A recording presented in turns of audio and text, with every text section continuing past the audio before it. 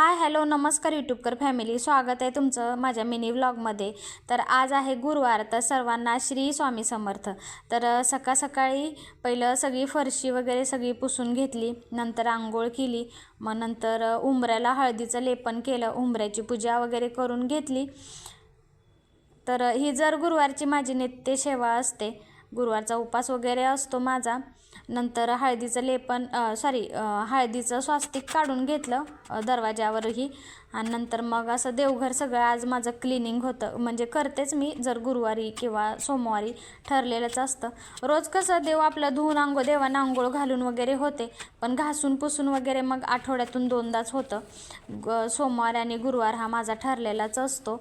तर हे ना माझं, आम्ही आता इथे गुजरातला आल्यावर हे असं पंचधातूचं ना देवघर घेतले, पण हे ना सारखं खराब होतं, निघत नाही। म्हणजे नेहमी त्याला क्लीन करायला लागतं, नाहीतर लगेच असं काळपट होतं।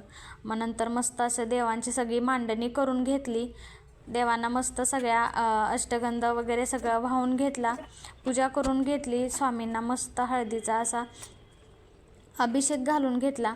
तर हे जर गुरुवारचं माझं रुटीन असतं, तर मस्त अशी आरती केली, नैवेद्य दाखवला खडी साखरेचा।